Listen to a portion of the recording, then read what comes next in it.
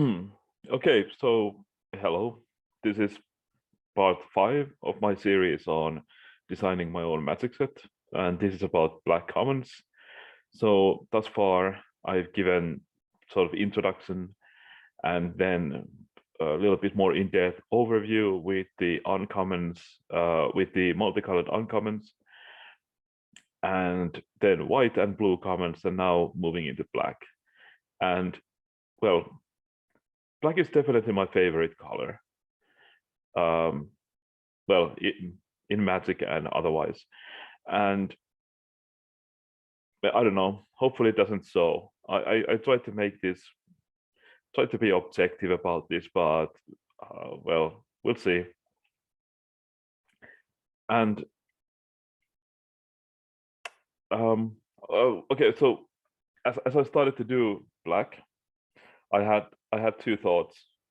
But first of all, I sort of had the idea that I want shades and horrors to be like a big deal in this world. So I want there to be both of these at common. And then I thought, okay, rats. Like if everything is in ruins, and rats live on many different planes, so there must be rats here as well. And I want to depict the state of the world also in many ways. So why I specifically wanted shades and horrors, like they reflect well, again, the idea here is that it's a super sarcasm to see. So things that are going to the blind eternities that shouldn't be there end up here. And okay, so I thought, well, maybe not everything ends up here like whole. Things get twisted, or maybe they lose their like solid selves or whatever. So I thought, okay, so shades might be a good theme. And I already had an uncommon shade, uh, black green shade. So I put it in a few more, and I probably have more in uncommon as well. And I'll probably also have like a shade lord on rare, but we'll see. I do have an idea about the legendary creature um, who is like a shade lord in a weird way. Not like a traditional Lord of Atlantis way, but more like synergies with Shades way. Um, yeah, and same goes with horrors. So yeah, there's just something went well, something definitely went wrong if someone arrives on this plane, but also like there's just something when this whatever the thing was that went into the blind eternities and ended up here, something changed during that, let's call it, process. And otherwise, okay, so the mostly black faction, although they're not definitely limited to black, is about rebelling against the church and other attempts at forming hierarchies and organizations on this plane. These are people who want their freedom, basically. Like bad guys from a no, that's not true. Well, I previously uh, I previously had this idea that they might be sort of analogous to like cowboys, not bad guys from, but like cowboys, but in like a subversion of cowboys. Like the idea behind cowboys in revisionist westerns often is that they definitely benefit from the freedom they have, but they're still willing to sacrifice themselves so that um, others might benefit from civilization, from the arrival of civilization.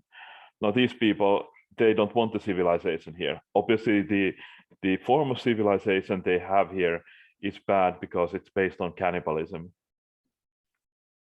But still, assassins and rogues, they are trying to stop that organization's work.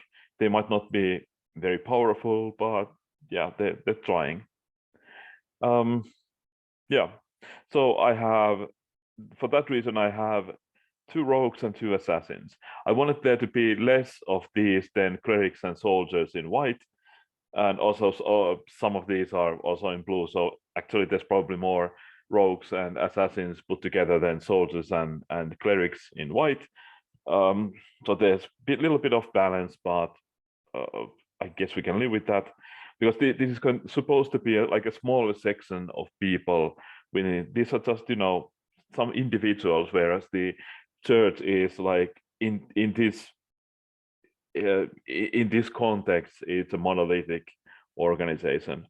There isn't many organizations on this plane, so they're not compared to like the Orzhov on Ravnica or whatever other organization there might be.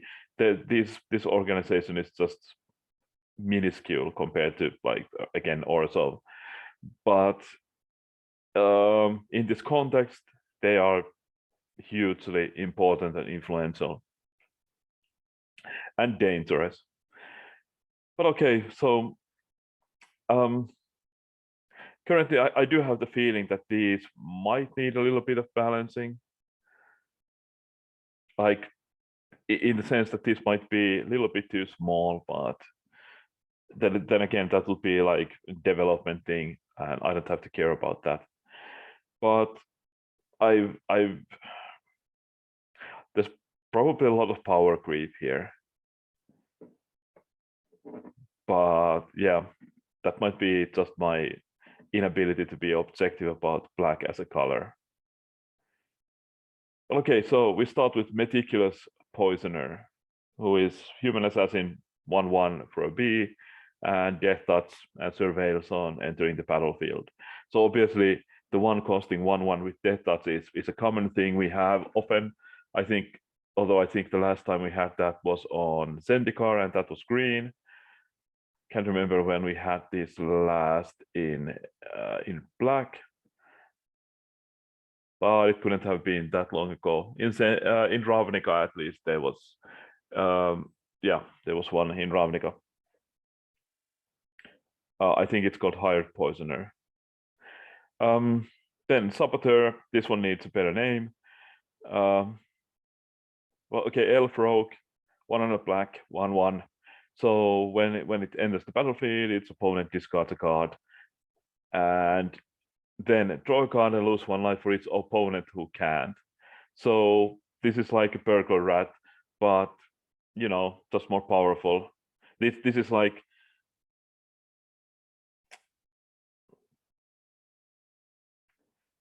how should I put this? Okay, so these are both effects that do exist. Like there's an Elf Cleric on Goldheim and Burglar Rats who have this first ability. So when they enter the battlefield, target up. I think Burglar Rats is each opponent, and I think one of them is each opponent, and one of them is target opponent, if I remember correctly. But anyway, so there's that, and then there is. On Ixalan, there was a 1/1 for 1 B vampire, which draws you a card on ETB and costs you 1 life. So in a sense, this is a combination of the two. So is this more powerful? Yes, this is more powerful than the Burglar Rats and the Elf Cleric, except that obviously Burglar Rats and Elf Clerics, being a cleric can be better than being a rogue. So there's that. So this is not strictly better, especially since you do lose a life. But it's not that simple when comparing to the Ixalan card, because, well, the problem is that compared to Ixalan, that Ixalan card, obviously you're getting you're a card ahead here, but 1/1 isn't worth a card in general. So you're not. So technically you're 1 card ahead, but it's not that simple. But on the other hand,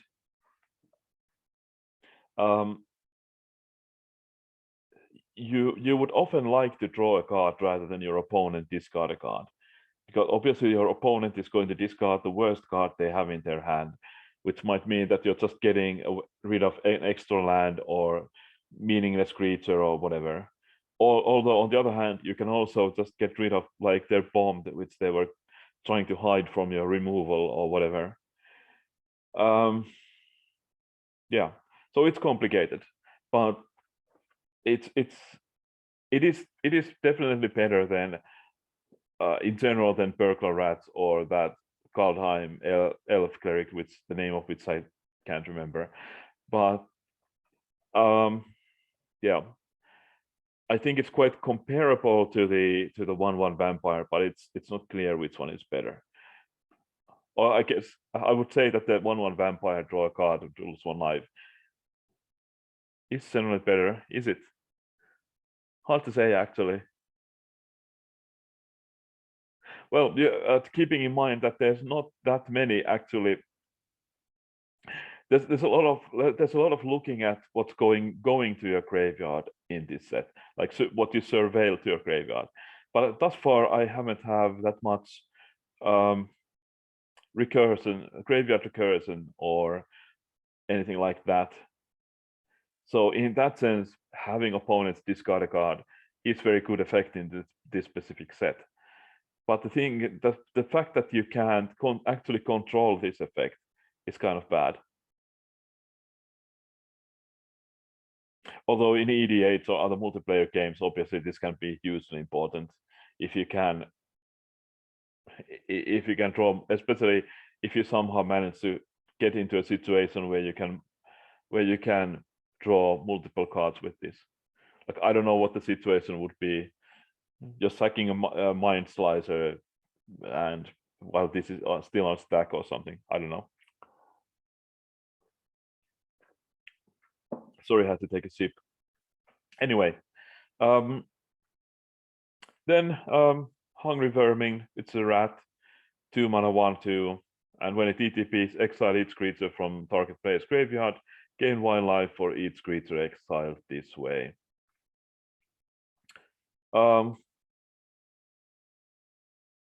Not sure about this. I think it's fine. Might be a little bit too strong in the late game if you can get a bunch of life from this. But it's so situational that I think it's fine. And then, well, Whispering Snitch, Vampire Rogue, 1 and a B, 1/3. So I just written here reprint. So what this does is whenever you surveil, you drain 1, but it only triggers once per turn. So this is from the Ravnica set where surveil is originally from. Then First Shade, which I've called Blooming Shade, although I feel that blooming feels as a word feels like something that's from green, so maybe I should find a synonym for that that feels more like black, but actually I'm just gonna find one. You can see I have Thesaurus open here on my browser, so I can try to find weird words.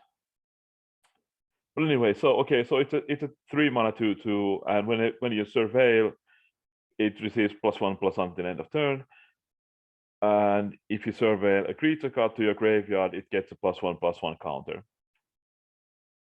So this is a hard to control effect, but it can be very powerful. One would have to test this deck, this card, to know how specifically powerful it is. Another problem with this is that in general, you don't want to surveil your creatures to the graveyard. So while I would like the game to have these kinds of difficult decision-making points, I know that you should probably keep your commons a little bit more friendly to the new players. So this effect might be, in that sense, might be a little bit of a problem.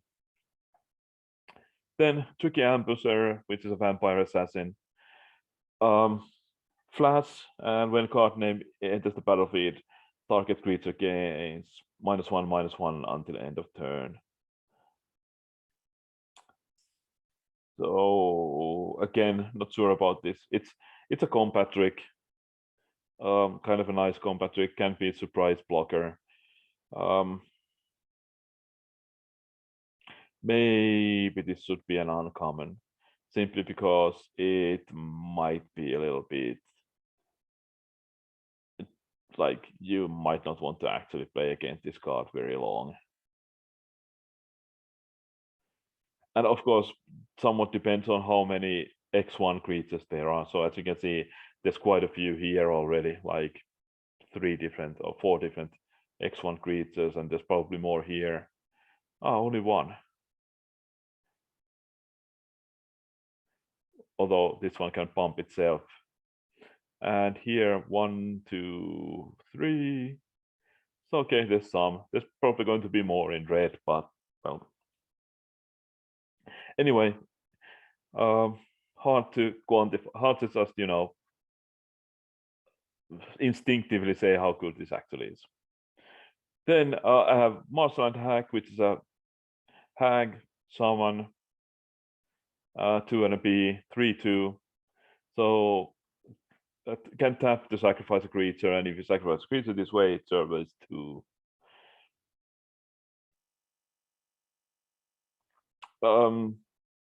So yeah, usability of this depends largely on how much you can benefit from using the surveils. Like if you can trigger things with your by surveilling, then this can be extremely good. And there's some cards where you can get extra value by surveilling otherwise as well. Okay, then Manic Outcast, which is an Orc Warrior, 3 and a B, 3/4. If a player has 8 or more cards in their graveyard, card name has Menace and Death Touch. Well, obviously this doesn't say surveil anywhere, but if there's a lot of surveilling going on, this creature suddenly becomes much more powerful than it was previously. So yeah, just one way of getting surveil synergies without actually saying surveil anywhere. Then Vermin Spewer, which is a rat horror for 3 and a B. It's a 3/4, and when this card name enters the battlefield, if you have surveilled this turn, create a 1/1 black rat creature token.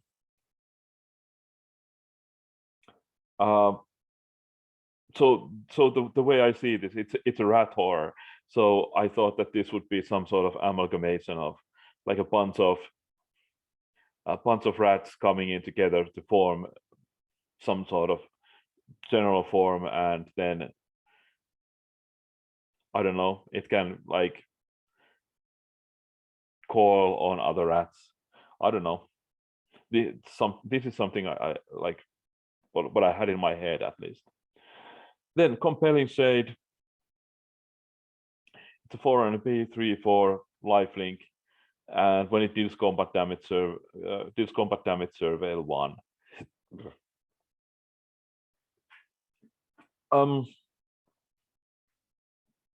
5 mana 3/4 lifelink. Sort of this card seems to be has been in several sets over the years, but I thought that it's still a little bit underpowered, so I just put in the surveil 1 because it's not, in the end, surveil 1 is sort of safe, but it does have synergies. It's like Scry 1, it's not anywhere close to like drawing a card, but well, in certain situations it can feel like as good as drawing a card, and in some cases it definitely is. And then finally Ruined Reaper, which is a horror for 3 BB, and it's a 4/5 biggest creature here, and whenever a creature an opponent controls dies, surveil 1. Yeah, repeatable but hard to control. Hard to control trigger for surveilling. And okay, that's the creatures. So that's 11 creatures, and then there's 8 spells, as in blue. Although we'll get to that, but there's one exception here. So first, not my time, instant for B. Until end of the turn, target creature gains. When this creature dies, return to the battlefield, tapped under its owner's control, with a choice of menace, lifelink, or death touch counter on it. So this is very similar to, well, several cards.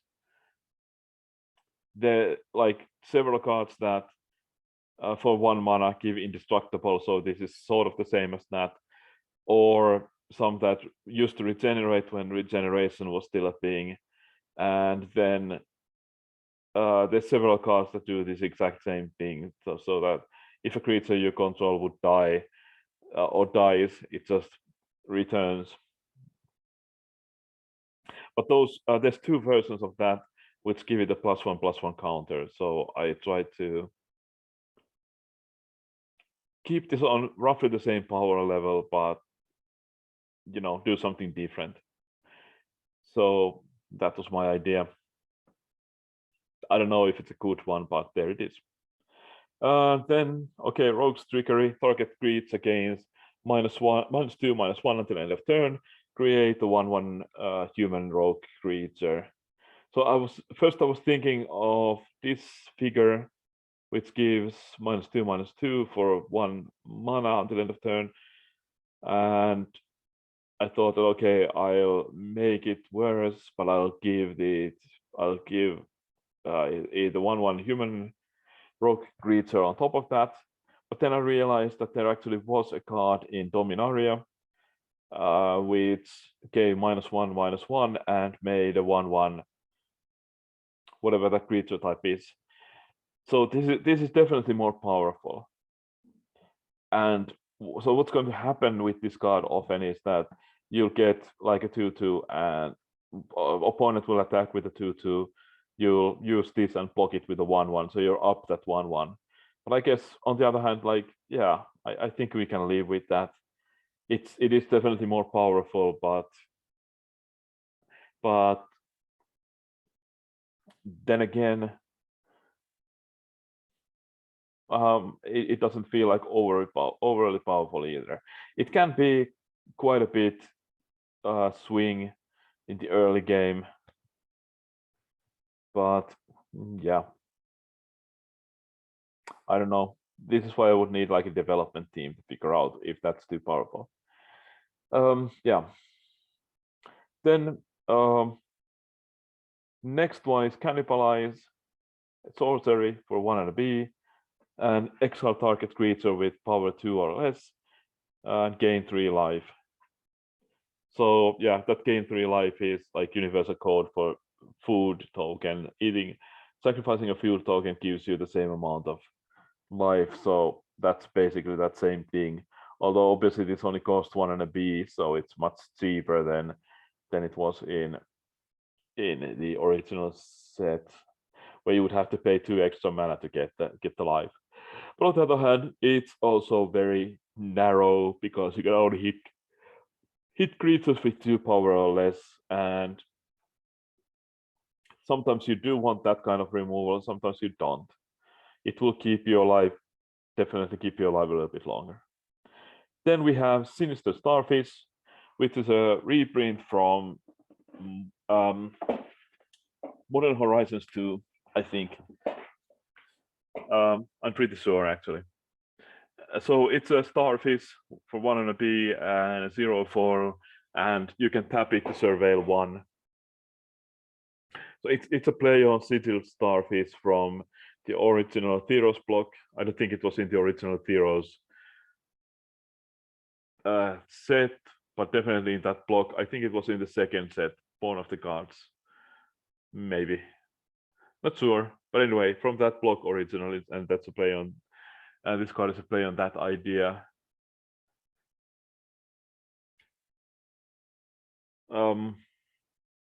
Yeah, but okay, so why is it here and not among the creatures, even though it is a creature? So I think, well, I thought, and I think the Wizards of the Coast development also do this. So because it doesn't actually attack, so you can pump its power some way and give it reasonable attack for that reason. But sorry. Mm. And yeah, I'm not gonna edit it.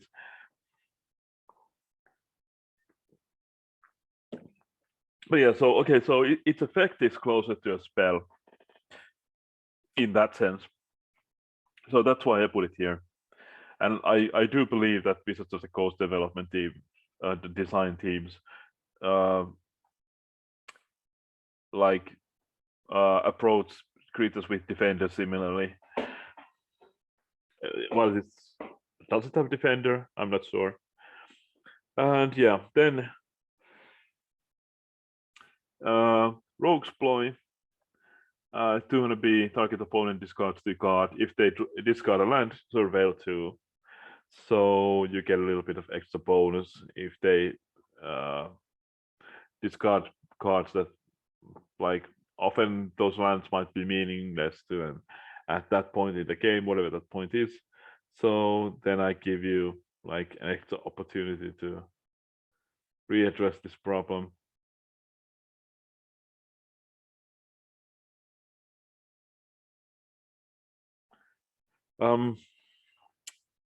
So yeah, where was I? Plans within plans. So sorcery 200B, draw 2, lose 1 life, or lose 2 life if you don't control a rogue. So again, pretty basic black draw spell, but I just, feel a bit more powerful because you can play it so that you only lose 1 life instead of 2. Not a very powerful spell overall, but I don't think I want to make those effects very powerful. And then poison the ranks. Probably also needs a better name.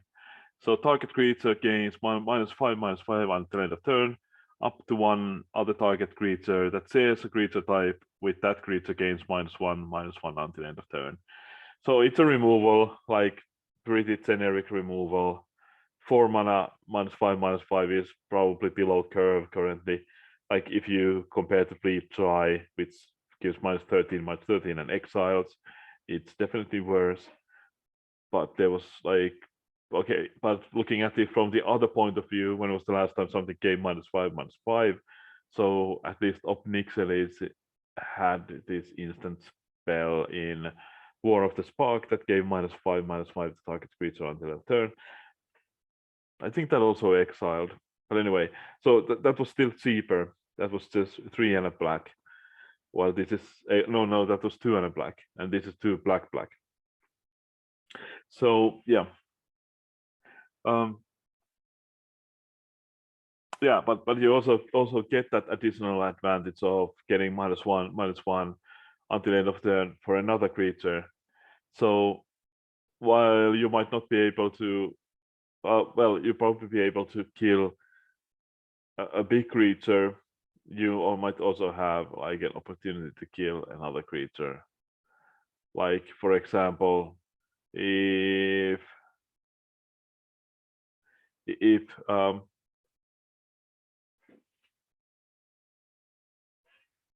no, what was I talking about? Well, there are definitely common creature types in many of the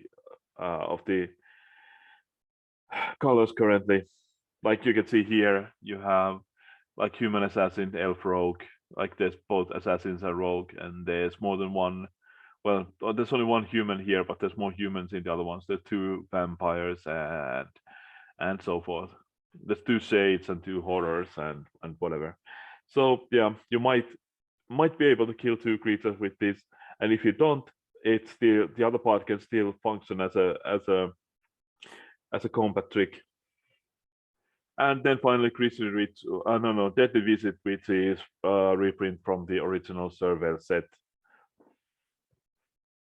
So yeah, there's that. Again, feel free to do all the YouTuber things, and next time Red, and we'll see how I get on with that. Thanks for listening, and yeah, see you.